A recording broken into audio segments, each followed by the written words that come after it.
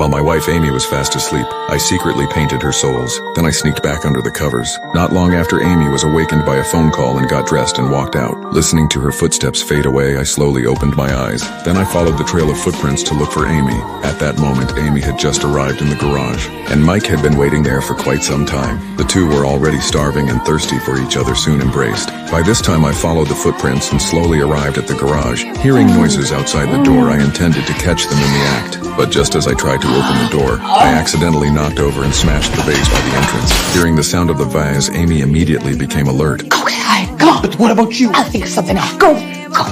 Just as I opened the door, I only saw Amy standing there motionless. No matter how many times I called her, she remained silent. When I looked around and couldn't find the second person, I had no choice but to wake Amy first and begin questioning her. However, Amy insisted she knew nothing at all and even asked me, Where am I?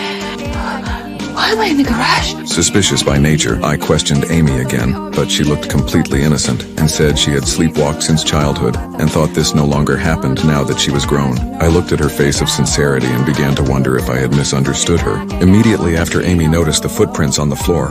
When she lifted her foot, she found her sole was completely covered in black paint. Then she asked me what was going on. I panicked and said I had forgotten to put away the paint can after painting the floor, and she happened to step into it. Amy smiled but didn't ask any more questions. Early the next morning, as I expected, Amy received another message. She foolishly thought I would repeat my trick. Before getting out of bed, she immediately checked her foot soles, but found nothing wrong. Amy thought I trusted her completely now, so she quickly let down her guard and walked out of the room barefoot. Soon Amy met Mike again in the garage, but just as Amy fantasized about how she would spend this romantic moment, I burst into the door and witnessed the fact of her cheating with my own eyes. I immediately declared I would no longer bother them. Amy didn't have to suffer alongside me, but at this moment Amy still doubted how I discovered them. I picked up a flashlight and shone it on the floor. Instantly, Amy's footprints appeared on the ground, because I had painted a special pigment on her soles, which could only show under the flashlight. Seeing this, Amy was shocked. At that moment, she still tried to explain that it was all a misunderstanding, but I didn't buy it at all. Then I announced I was divorcing her and she would leave with nothing.